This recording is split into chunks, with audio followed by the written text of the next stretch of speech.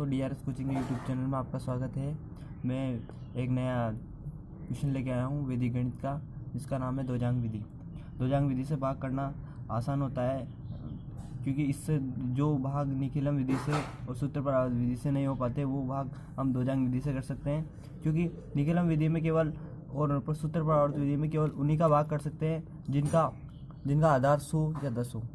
लेकिन दोजांग विधि से हम किसी भी प्रकार का भाग कर सकते हैं, चाहे उसका आधार 100 हो, 200, 300, किसी भी संख्या का भाग दे सकते हैं। तो चलो चलते हैं, सवाल अपने 12 से लेकर 15 तक करते हैं।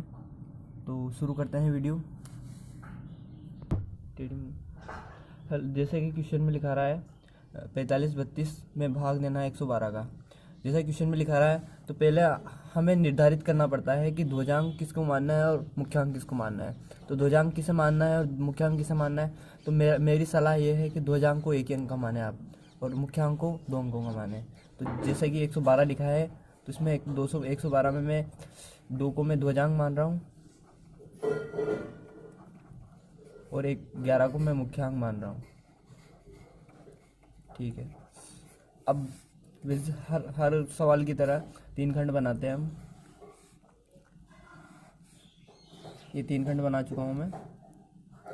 पहले खंड में हमने को क्या लिखना है, हमको लिखना है पहले ऊपर ध्वजांक, क्योंकि ध्वज ऊपर रहता है ना, इसलिए हमने ध्वजांक को ऊपर लिखना पड़ता है, ध्वजांक, फिर उसके नीचे मुख्यांक। अब इस ध्वजांक का जो ध्वजांक के तौर पर ही हम देखेंगे। जो ध्वजांक अगर आपने 1 लिया है, तो लास्ट वाली डिजिट जो अपन भाज्य है उसमें जो भाज्य लेंगे वो लास्ट वाली डिजिट 1 ही लेंगे। अगर आपने ध्वजांक 1 ले रखा है तो मैं ध्वजांक 2 लिख दिया था। ठीक है, अब बची जो बाकी संख्या वो दूसरे खंड में लिख देंगे हम, 45 और 3। ठीक है, अब एक लाइन ड्रॉ कर दीजिएगा। ध्यान दीजिएगा, लाइन ड्रॉ करो तो थोड़ी बड़ी कीजिएगा, जैसे मैंने बड़ी लाइन ड्रॉ कर दी है। ठीक है, अब देखो वही तरीका है इसमें।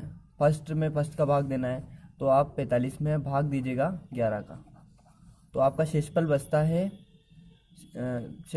आपका 1, और 4 बार भाग जाता है, तो भागफल आपका आया इसमें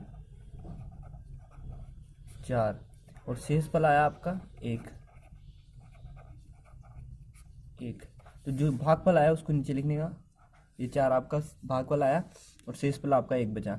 जो शेषफल आया उसको आप अगले संख्या के आगे लिख दीजिए। तो आपका 30 जो भाज्य है आपका, भाजक आया वो है आपका 13। अब जो 13 है आपका, उसमें 13 में क्या करना, आप जो भी संख्या है, जो भी आपका भागफल आया उसको ध्वजांक से इंटू करके घटाना है।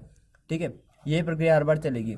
एक बार भाग देना है, फिर ध्वजांक आया उसको इंटू करके घटाना है हर बार की तरह। ठीक है, तो ये आपका आएगा 5। ओके, 5 आ गया आपका। अब 5 में क्या करना है, आपको मुख्यांक का भाग देना है। तो मुख्यांक का भाग देते समय ध्यान रखिएगा, 5 में 11 का भाग जाता नहीं है, जाता है लेकिन पॉइंट में आता है आंसर। पॉइंट में लाने के लिए अपने को क्या करना पड़ता है, इसका भाग जो जाएगा ना वो 0 बार जाएगा। ठीक है, तो आप 0 को यहाँ लिख दीजिएगा। इसका भागफल क्या है आपके पास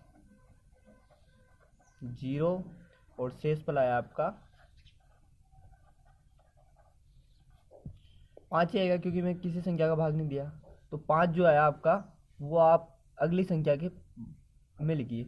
ध्यान रखिए, आप 2 के नीचे 5 नहीं लिखना है, इधर साइड में लिखना है। 2 संख्या है तो भी साइड में लिखना है। ठीक है, तो लिख दीजिएगा। अब आप इनको लिखिएगा 2 और 5, ये हो गया आपके 52। ठीक है, 52 हो गया। अब 52 है ना, 52 को क्या करना है, ये जो ध्वजांक है, नया जो संख्या है आपकी मुख्यांक भागफल आया उसको ध्वजांक से इंटू करके घटाना है। तो इंटू करके घटाते हैं, 0 को 2 से करोगे तो 2, तो कितना आएगा 52 आएगा आपका आंसर, है ना। तो नया अपने पास क्या शेषफल क्या प्राप्त हुआ, 52 प्राप्त हुआ। तो ये आ गया आपका, ये भागफल आ गया आपका, और ये शेषफल प्राप्त हो गया।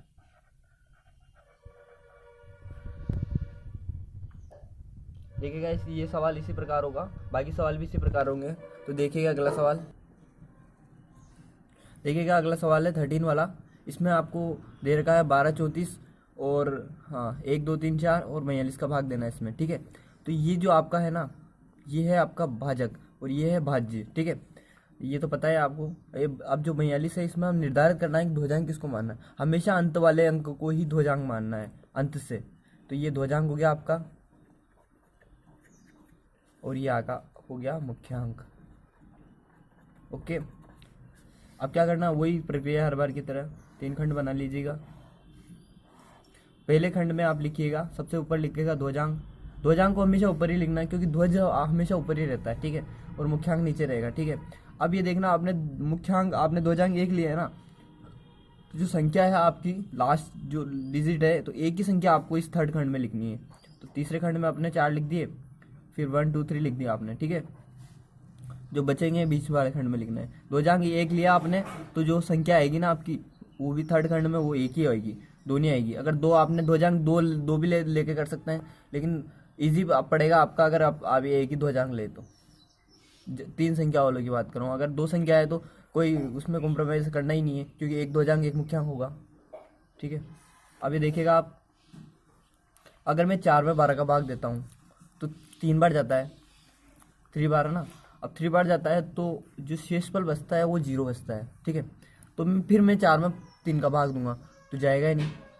तो इसकी समस्या से बचने के लिए मैं क्या करूँगा, 4 में 2 बार ही भाग दूंगा। तो मैं क्या करता हूँ, 4 में भाग दूंगा और भागफल इस बार क्या लिखूंगा, मैं 2 लिखूंगा ताकि मेरा इजी हो जाएगा। अगर मैं 3 बार देता तो इसमें कुछ एरर आ गया, एरर आने से फिर सवाल नहीं हो पाएगा, इसलिए मैं 2 बार ही देता हूँ इस चीज़ का, ठीक है। भागफल आपका आ गया 2 और शेषफल जो आएगा आपका, अगर 2 बार देता हूँ मैं भाग तो शेषफल आता है 2 चौक 8 और बचेंगे 4, तो शेषफल आएगा आपका 4।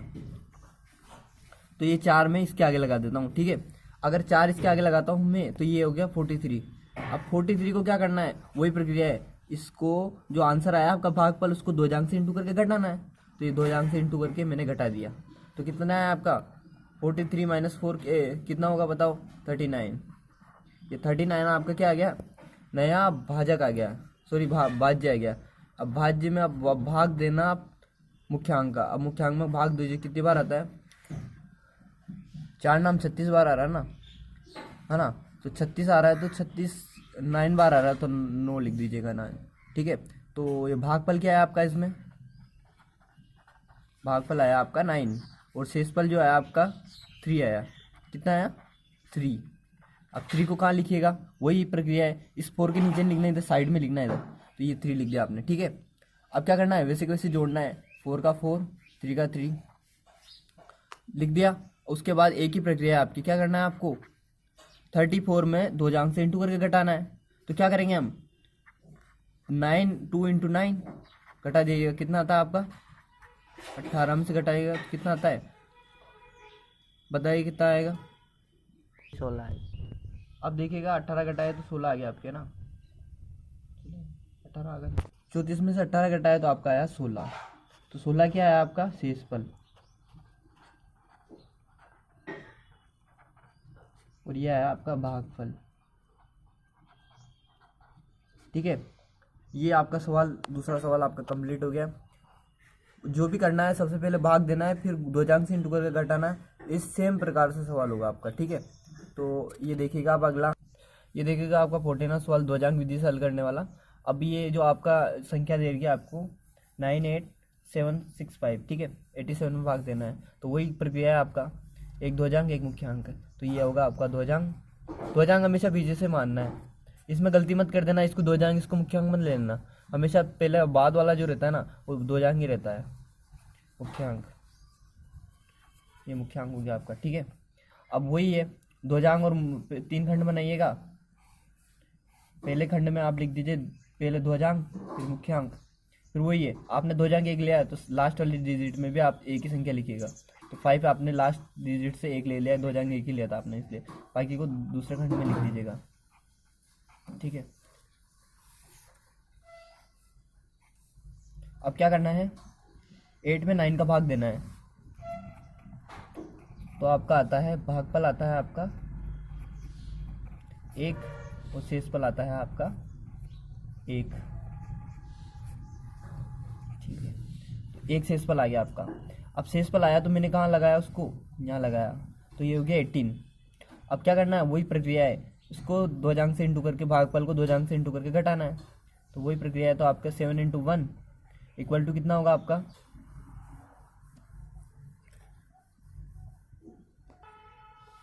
11 आ गया, ठीक है। 11 और बाकी संख्या की, हाँ ठीक है। अब देखिएगा आप 11 में आप भाग दीजिएगा वापस 8 का, तो कितनी बार आता है, एक बार। एक को यहाँ लिख दीजिए, भागफल आ गया आपका ये 1 और शेषफल आएगा आपका 3। ठीक है। अब शेषफल है जो है ना, आप कहाँ लगाइए, आगे वाली संख्या के आगे, जैसे यहाँ लगा दीजिए 37 हो गया। ठीक है, अब 37 हो गए। अब 37 को क्या करना है, आप 37 आए उसको 2 जांग से इंटू करके घटाना है। तो 1 × 7 = आएंगे 30। अब 30 में क्या करना है आपको, वापस भाग देना है 8 का, इस 8 का भाग देना है। तो 8 में 30 का भाग देना है तो कितना आता है आपका, 8 × 24, 3 बार आएगा। ठीक है, तो भागफल क्या है आपका 3 और शेषफल आएगा आपका 6। अब जो 6 आया ना आपका, उसको कहाँ लगाना है, इसके आगे। तो यह होगा 66 हो जाएगा आपका। ठीक है, अब 66 में आप क्या करना है, 2 जांग से इंटू करके घटा दीजिएगा इसमें। तो 3 × 7 = आ जाएगा आपका, इसमें 21 घटाना है, तो 21 घटाएंगे तो आपका आएगा 45। ठीक है, ये 45 आ गया आपका। ठीक है, अब 45 आया, वापस इसमें किसका भाग देना है, 8 का। ठीक है, अब 45 में 8 का भाग देंगे तो भागफल आएगा 8 × 5 = 40, 5 बार आएगा आपका। ये 5 लिख दिया मैंने। तो भागफल कितना है आपका 5 और शेषफल बचा आपका 5, दोनों 5 बचे। ठीक है, अब क्या करना है, जो शेषफल आया उसको कहाँ लिखना है, इधर साइड में। तो ये हो गया आपका 5, ये 5, 55 हो गए। अब जो आपका जो नया भाज्य है ना, उसको क्या करना पड़ेगा, इस भागफल से 2 जांग से घटाना पड़ेगा। मतलब ये देखो 5 × 7 = आएगा आपका 35, जो आंसर आएगा आपका 20। ओके, तो ये 35 में घटाया आपको तो कितना आया 20। तो ये क्या है आपका शेषफल, यह है आपका भागफल। तो ये सवाल 14 वाला जो सवाल है आप पूरा कर दिया है, देख लीजिएगा शुरू से एंड तक। कोई दिक्कत आए तो पूछ लीजिएगा, वीडियो में कमेंट करके आप पूछ सकते हैं।